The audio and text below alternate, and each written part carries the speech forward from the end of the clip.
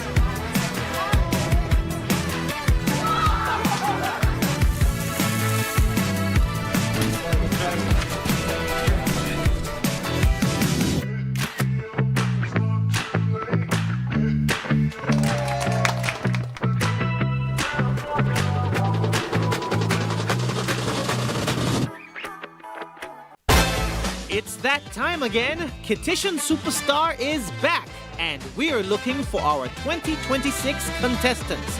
This year, there are more prizes and more surprises. If you think you've got what it takes to be our next superstar, just upload a video of yourself performing any song to your social media with the hashtag KSS2026, or you can WhatsApp that video to 668-4647. That's 668-4647. Submissions are open right now.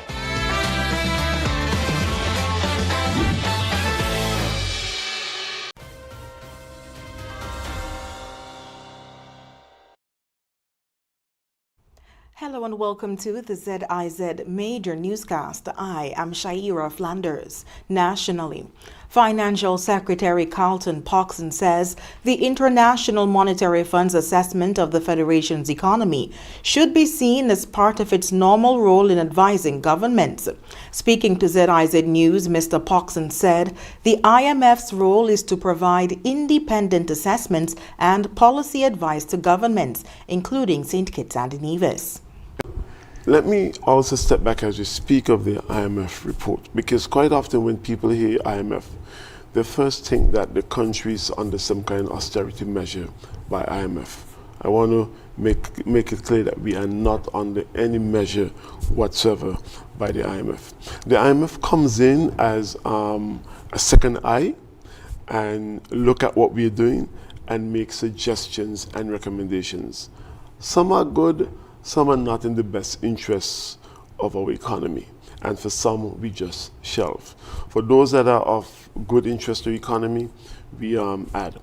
But most recently, we would have had a midterm review with the IMF, and that review says that the economy is solid. Things are going well. They have made some recommendations that we need to take a second look at, and from the Ministry of Finance, and we are taking a second look at some of these as we try to strengthen the economy. Financial Secretary Poxon said that while St. Kitts and Nevis's economy remains strong, every tax-paying citizen and resident has a role to play in maintaining it. He also warned against complacency.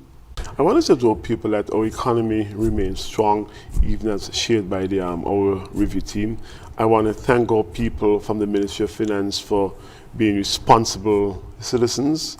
I want to encourage us, we fall short to do our part. I know even from the Inland Revenue Department end, because of some technical issues, we had a number of our property tax statements got out late. But I want to encourage your people, where you can, go and pay your property taxes and other taxes you have for government, where you are in arrears with utilities. Don't just sit down and say, well, hey, I'm not going to pay. Go in, make arrangements. And in other news, housing, land ownership, pensions, and social support are among the areas where the Labour administration is highlighting progress since taking office in August 2022. Access to home ownership has been expanded through zero down payment mortgages with indigenous financial institutions, duty-free concessions on building materials, and the Build and Thrive Reset, which offered a reduced 13% VAT rate on qualifying renovations and repairs. Land regularization has also moved forward in Lagreet, New Amsterdam, and St. Paul's, along with the wider land initiative. In social protection, contributory pensions were increased from EC $430 to EC $500 monthly, while non-contributory pensions rose from EC $250 to EC $350. The funeral grant was also increased by 40% from EC $2,500 to EC $3,500. The Livelihood Improvement for Family Transformation, or LIFT program, was also introduced, replacing the former Poverty Alleviation program. LIFT payments were streamlined through a partnership between the Social Security Board and the Ministry of Social Development and Gender Affairs, including support for eligible seniors. Other initiatives include the Aspire Savings and Financial Education Program for Children, reforms to STEP, and expanded seniors daycare services. The Labour administration also tabled the Federation's first national disability policy, providing a 2026 to 2030 framework for accessibility, education, healthcare, employment, and social protection for persons with disabilities. And in other news, Prime Minister Dr. Terence Drew has encouraged Taiwan scholarships recipients to take full advantage of the opportunity they have been given to pursue higher education. He was speaking at Saturday's scholarship ceremony, where this year's recipients were presented with their scholarship certificates. I want to say to the students, I encourage you to take advantage of this opportunity. Do not take it for granted that you'll be getting such a high-class education for free. Taiwan's education is ranked among the best in the world. I don't know if you hear me carefully with that. For you to have the opportunity to go to some of these top universities for free, I think that cannot be taken for granted, and I can't stress it enough. Your degree from Taiwan will apply to anywhere in the world. I can tell you that. If you show up and you say you have a degree from a university in Taiwan, it will be accepted. And therefore encourage you to take advantage of the opportunities. Dr. Drew said studying in Taiwan will give the students the opportunity to gain international experience, learn a new language, and build relationships with the Taiwanese people. He also encouraged parents and guardians to continue supporting the students as they adjust to a new culture and university environment. The Prime Minister said the scholarship program also reflects the strong relationship between St. Kitts and Nevis and Taiwan. So students, we have worked hard to get you this many scholarships. We are now saying to you, take advantage of it and make all of us proud. Good luck and success, and we expect to see you home ready to contribute to national development. God bless all of you. Prime Minister Drew was joined at Saturday's ceremony by members of the federal cabinet, Nevis's Premier Mark Brantley, and Taiwanese Ambassador Edward Tao. And after the break, St. Kitts and Nevis has reaffirmed its commitment to upholding international human rights standards. And the new St. Kitts and Nevis National Steel Pan Association has been formed to promote and develop steel pan music. The details after this.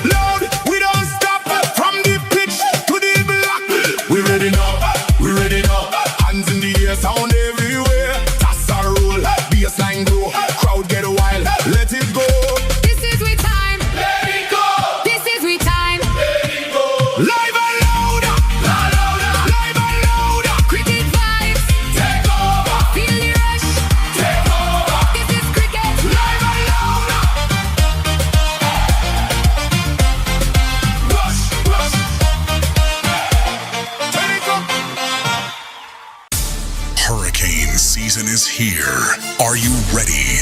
Don't get caught in the dark. Protect your family and your home with everything you need from Horsford's Building and Nevis Centers.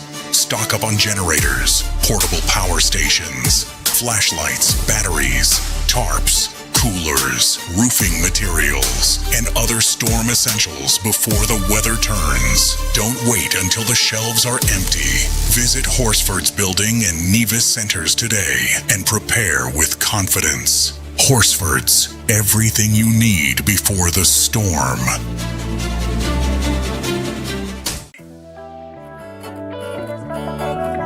Swipe your card, live your life. National Bank Life is nice. You can spend it when you want it, how you like, where you like. Swipe your card, live your life. National Bank Life is nice. Home or away, any time of the day. Credit or debit, right in your pocket. With National Bank card, so many benefits. Oh yeah, the choice is yours. Just come and embrace it. Live your life your way with purchases big or small. Mango, nuts, breadfruit and all. You can spend it when you want it, how you like, where you like. Swipe your card, live your life. National Bank Life is nice.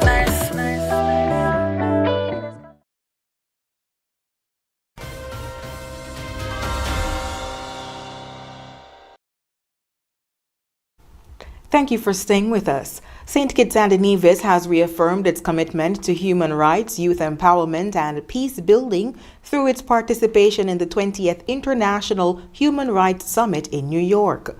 The Federation co-sponsored the summit held from July 13th to August 1st at the United Nations headquarters, which brought together youth leaders, government representatives, diplomats, and human rights advocates from more than 70 countries. St. Kitts and Nevis used the international platform to highlight the role of young people as leaders and agents of change, encouraging them to promote inclusion, challenge injustice, and help build peaceful communities. Young people from St. Kitts and Nevis diaspora also participated in the summit. Ambassador Dr. Mutrice Williams, permanent representative of St. Kitts and Nevis to the United Nations, delivered a keynote address describing education as a powerful tool for peace while emphasizing the importance of justice, respect, understanding, and human dignity. The Federation also said small states can make meaningful contributions to global progress through principled leadership, partnerships, and multilateral cooperation. Today, August 11th, World Steel Pan Day, was particularly significant as it also marked the official formation of the St. Kitts and Nevis Steel Pan Association.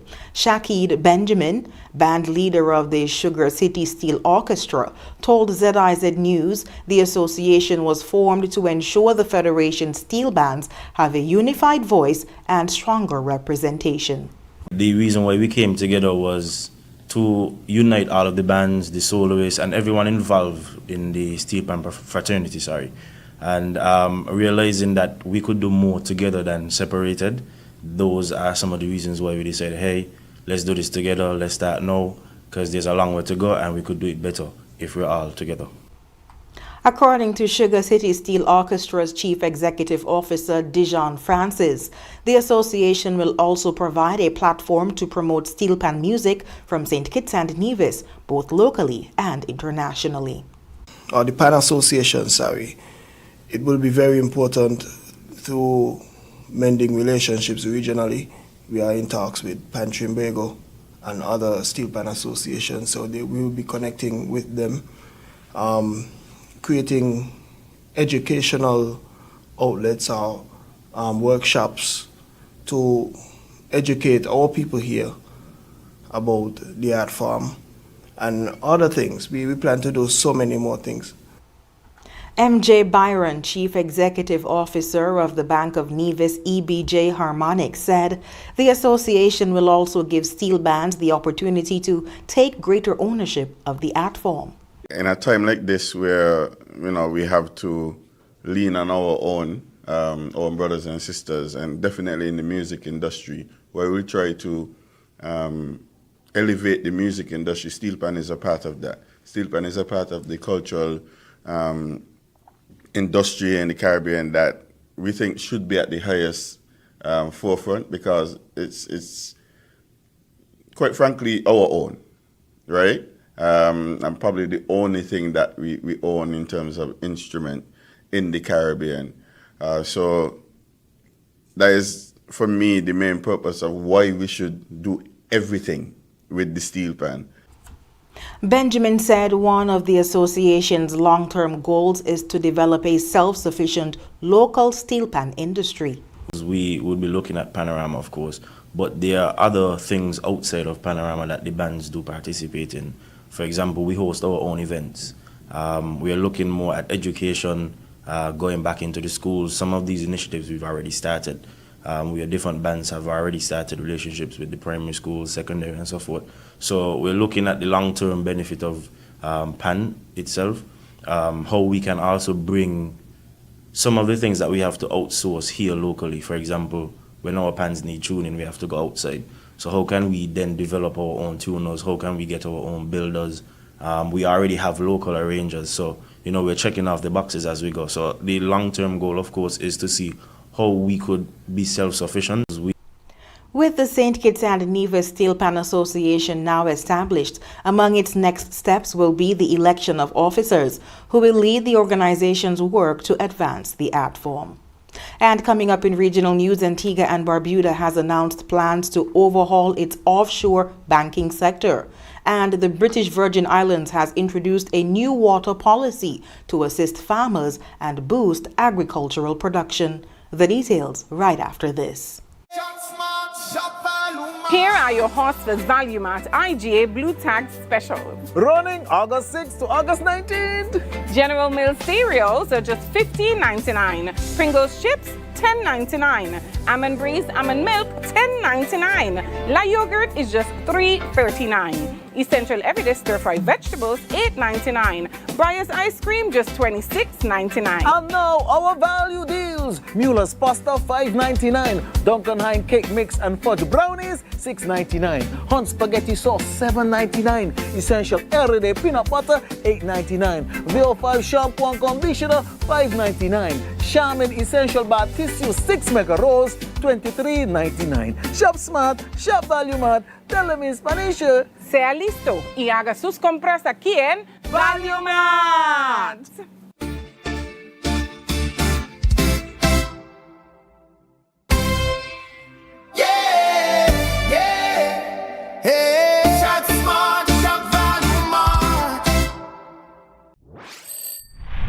Now loans, cash at the speed of life, so fast you won't believe it. Now loans, cash at the speed of life, right now, right now. If you need cash in a flash with now, no need to fuss, leave it to us. When you need cash in a flash, no need to fuss, leave it to us. Hear me now. When life throws surprises your way, Now's here to help. Whether it's for an urgent bill payment, home improvements, or unexpected health expenses, or even that last-minute holiday trip, with Now, you get cash in a flash, approved in just 24 hours. Now loans, cash at the speed of life, so fast you won't believe it. Now loans, cash at the of life right now, right now. A loan product powered by National Bank.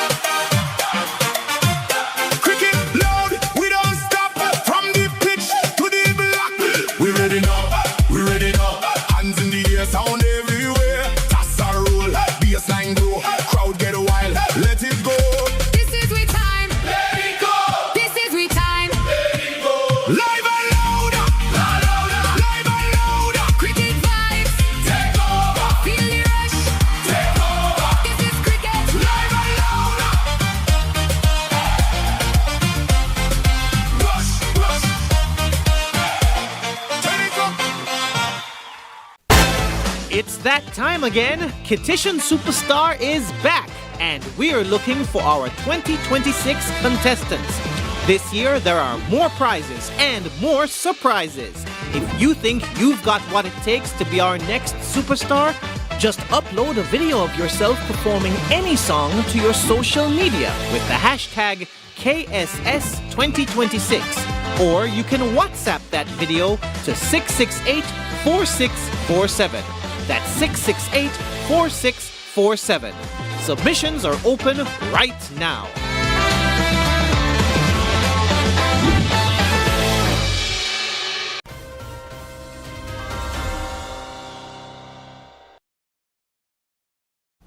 Welcome back. The Antigua and Barbuda government is moving to overhaul the country's offshore banking sector, including raising capital requirements and changing the tax regime for offshore banks.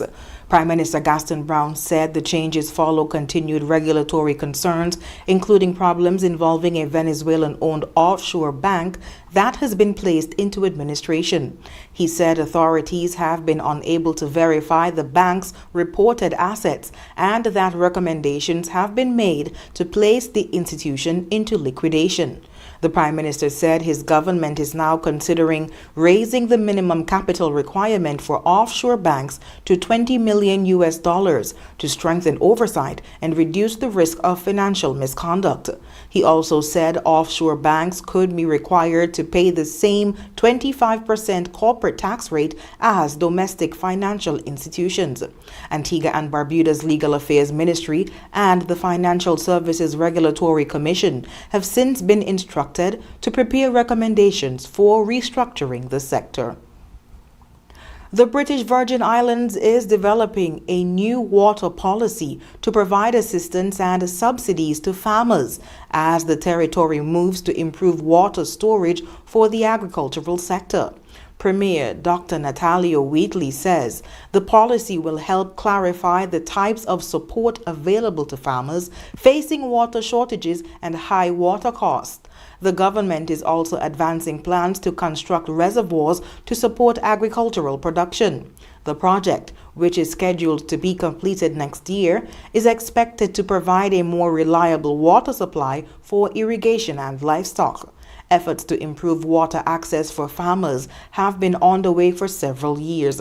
In May 2025, the Recovery and Development Agency signed a contract worth more than $224,000 for the design and construction management of the Farmers Reservoir. 5 farmers also received 1,000-gallon water tanks in March under a program supported by the Organization of Eastern Caribbean States to improve rainwater harvesting, irrigation, and water reserves for livestock. And coming up, Syria's former President Bashar Assad has been sentenced to death for crimes against humanity. And advocacy groups have filed a lawsuit against the Trump administration. Stay with us. Trust in NCI, come to NCI, protect with NCI, only NCI. Always here for you, always. NCI is here for you, always. Whole life, term life for your peace. Healthcare, health plans, no worries. Home shield coverage, you're safe. Choose NCI to secure your space. Life challenges will come your way, but NCI brightens your day. Through your life's journey, we're here to stay.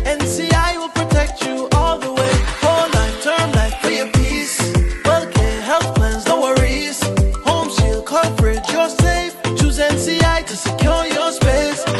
Trust in NCI, come to NCI, protect with NCI, only NCI. Always here for you, always. NCI is here for you, always.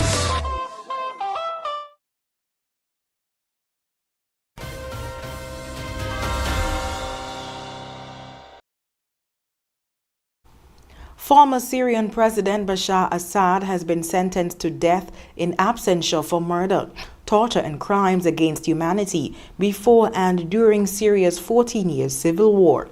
A court in Damascus also sentenced Assad's brother, Maher, and 6 other former officials to death in absentia.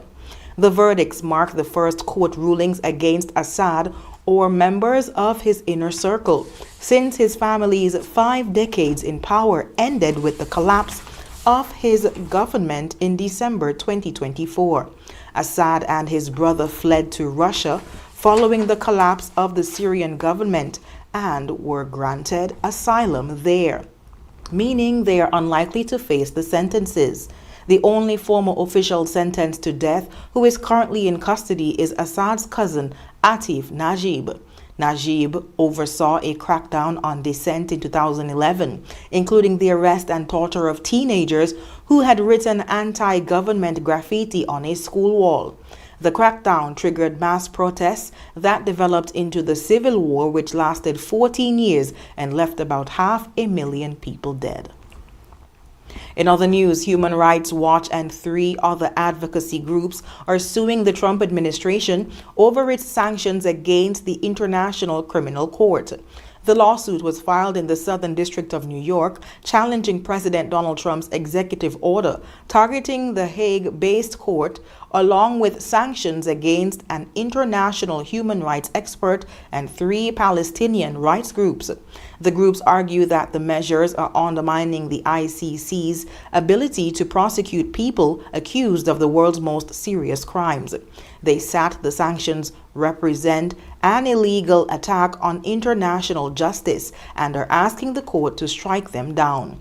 The lawsuit is the latest legal challenge to the Trump administration's actions against the International Criminal Court and its officials.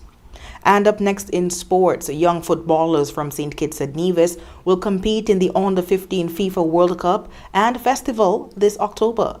And U.S. President Donald Trump has warned that removing FIFA President Gianni Infantino would be a terrible mistake. Stay with us.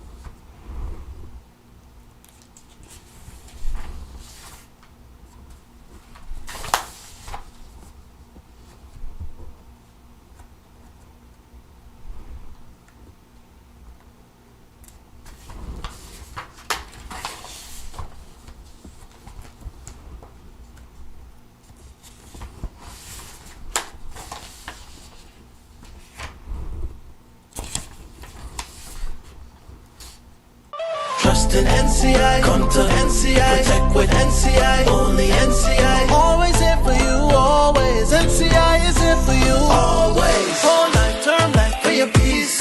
Healthcare, health plans, no worries. Home shield coverage, you're safe. Choose NCI to secure your space. Life challenges will come your way, but NCI brightens your day. Through your life's journey, we're here to stay. NCI will protect you all the way. Whole life, term life for your peace. Healthcare, health plans, no worries. Home shield coverage, you're safe. Choose NCI to secure your space. Trust in NCI, come to NCI, protect with NCI, only NCI. Always here for you, always. NCI is here for you, always.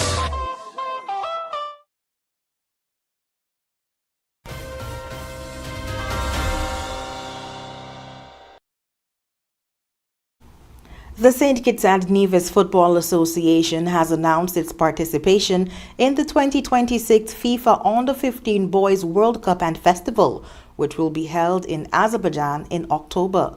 The tournament presents a unique opportunity for the nation's emerging young footballers to compete against some of the world's best talent while experiencing an international football environment that supports their athletic and personal development. SKNFA President Atiba Harris welcomed the announcement, emphasizing the importance of the competition in the association's long-term player development strategy. The association said it remains committed to strengthening its youth development program and providing opportunities for players to compete at the highest levels. Meanwhile, U.S. President Donald Trump says it would be a, quote, terrible mistake if under pressure, FIFA President Gianni Infantino was ousted from his position. Trump's backing followed UEFA, CONCACAF, and the Asian Football Confederation issuing an open letter accusing Infantino of breaking trust through deception with his aborted FIFA Forward Enterprise, or FFE, proposal. FFE would have involved a new company being created to manage the commercial and ticketing rights of all FIFA competitions, including the World Cup, with 21% sold off to a private investment company. Trump's comments mark the first time he has come out in defense of Infantino since the FFE plans came to light on July 28th. And when we come back, we'll have another look at the stories that made the headlines. Yeah, man. Another day in the books.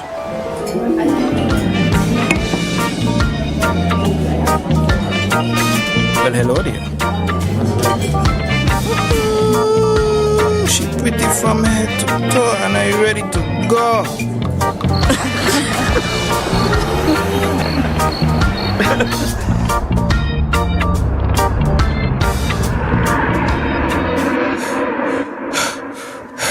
Wait there. Whew. Can't afford to slip up, not even in my dreams.